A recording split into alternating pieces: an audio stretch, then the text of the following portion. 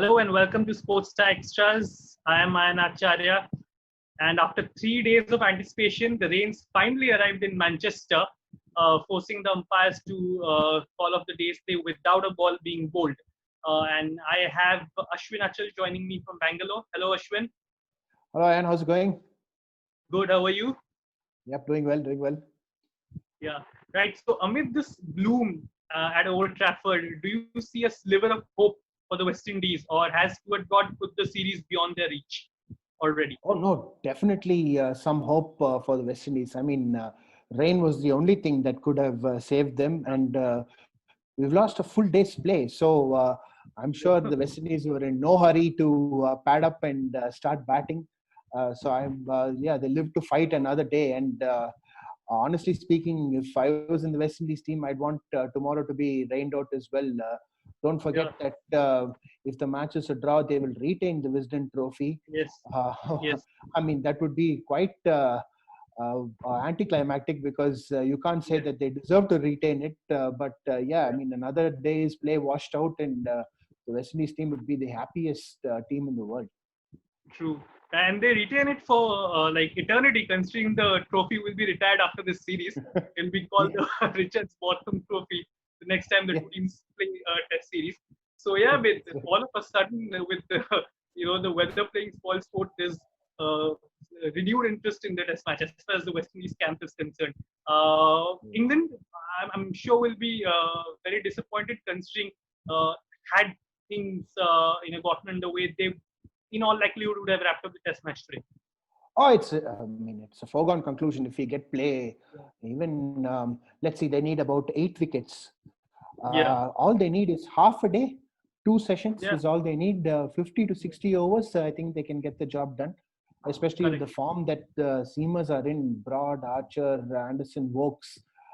They need nothing more than 50 to 60 overs. So just 2 sessions is all that they need. Be desperate to get back onto the field. Might want to do some ground drying and groundsman work themselves if they could get some play. True, especially Broad, right? With just one wicket away from claiming 500 test victims, and he'll be itching to go more than anyone else. Oh yeah, absolutely. Form bowler as well. When he has the ball in hand, you can expect wicket pretty much every delivery that he bowls because he has hit the sweet spot in terms of the length and movement and rhythm. So yeah, and of course, like you said, just one shot of 500 as well. But I think given the context of the match and the series, I don't think he'd be too worried about that milestone. I think probably the series victory would probably take precedence today. Right. But Ashwin, if you're Jason Holder and you've seen, one day's play getting washed out, obviously as a captain, you'll be slightly more relieved than what you were at the end of day 3. But what will your strategy be going into day 5? Do you, ask your batsmen to be positive? Because you have one batsman, Shai Hope, who's had an extremely lean catch and a correct bat fit who has blown hot and cold. So what do you tell your batsmen? Be positive, or just play every ball on its merit? I wouldn't take the positive approach because then you're opening yourself up to get bowled out in quick time. I would say is is the case in all of Test cricket. The morning session, the first session is crucial. Play it very safe. Hope and Brathwaite have to play it very safe in the first session. Forget about scoring the runs. What I would say, the thing is, there are many types of being positive in batting. You can be positive in your defense as well. What I would say is, West Indies batsmen right through the series, they've been sort of stuck on their crease, poking their bat at anything outside of giving the nicks and sort of caught on their crease, LBW and so on. They need to be positive in their defense. And by that, I mean, really, if you commit fully to the front foot or commit properly to the back foot, leave all the moving ball doubts behind and just do what you're supposed to do in Test cricket, which is to play with a proper, nice, straight, dead bat. Yeah. And it's interesting you mentioned that because, there are different types of positive mindset, as you correctly pointed out. It brings to mind Cheteshwar Pujara's innings against South Africa. it was in Vizag, uh, where he was batting on one of 68 deliveries, and it looked like he just couldn't break free. However, in the post match, in the post days play, he did reveal that he didn't feel bogged down at all because he was playing his shots. He just kept finding the fielders, but he was committing to all his shots. And eventually, the opposition sort of caved in, and he started finding the gaps, and the runs came. Of course, Pujara's batting is sort of steeped in a different kind of methodology, so to speak. But is it something that something on those similar lines you would expect the Western batsmen to do? So just like dig in and see where it goes. Yeah, 100%. I mean, you can't get a better idol than Pujara when it comes to innings building. I mean, he's a master. He's just a pure master of innings building. Because, like you said, the lack of runs doesn't affect him because he's there to occupy the crease. That's why he's in the team, and he has no sense of panic when the runs don't come. And quite honestly, West Indies are out of this match when it comes to pursuing a victory. So all they have to do is bat for time. In that way, I think it's a fairly straightforward task. You don't have to confuse yourself with looking to score runs. So, yeah, if ever they need a role model in innings building and patience, it's Pujara.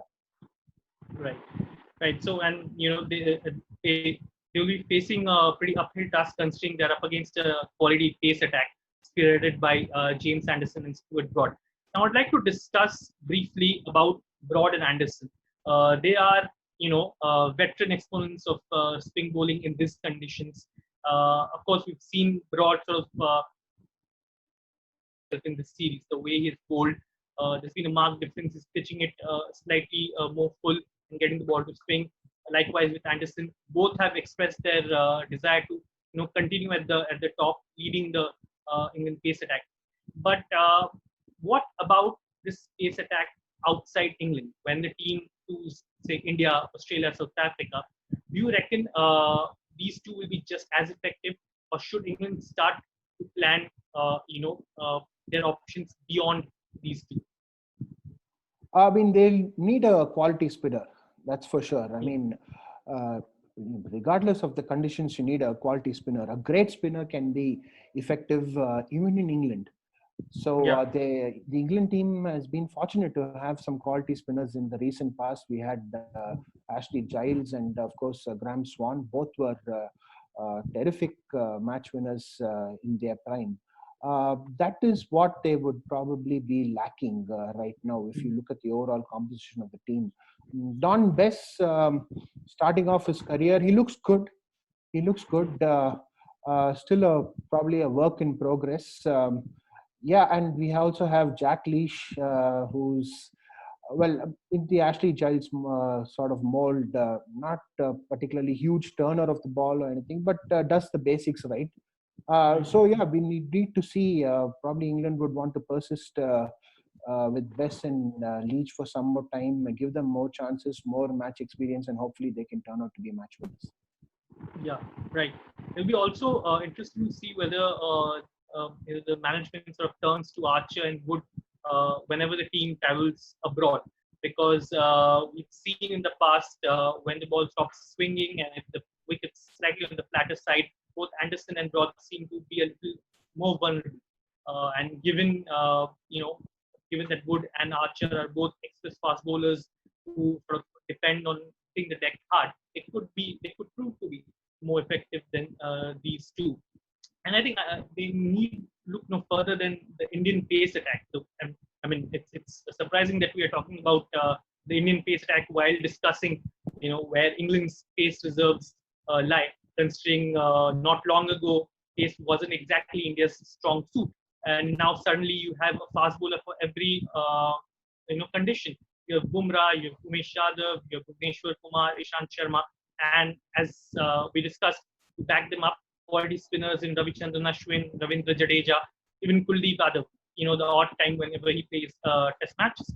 So I think England would be better served if they start looking for options beyond Broad and Anderson, while of course getting the most out of them while they're still around. Sam Yeah, Curran is yes, a yeah. talented seamer And in Karan with the sort of both, broad mode, brings the ball right? in. Such a dangerous variation to have with left arm seamer from over the wicket, bringing the ball into the right handing batsman. Yeah, I mean, I think Curran has a big future, can bat really well as well. Yeah, he can bat as well, and so can Stoke. Sorry, beg your pardon. So can Chris Wokes. Stokes too. You know, both fronts. Yeah, their all-round abilities sort of make them very valuable to this team, and also gives England the option of playing around with that extra player, because if you can bat and bowl and be good at both, then nothing like it. Yeah. So right, so all things said and done, England's still in the driver's seat, but West Indies will be happy that the rains intervene, and they had some hope going into day five. So, but I mean, how do you see it panning out, if at all? Whether the weather permits. Uh, how long before England mop up the West Indies, or do you see some sort of a rear guard being offered by the tourists? No, I think 50 overs is all England needs. 50 Okay. or maximum 60 overs is all they need, possibly much less than even 50 overs. So, best bet for West Indies: rain, rain, and then more rain. Yeah. Well, you did say at the end of the third day's review that it would be very interesting if both days get washed out. Well, one did, one more to go. Let's see what One more to happens go. on day five. I'm, Yeah. I'm sure West Indies will be rooting for your prediction. Yeah. Yeah. All right. So that'll be all from our side. We'll be back after the day's play, if at all we have any play, weather permitting.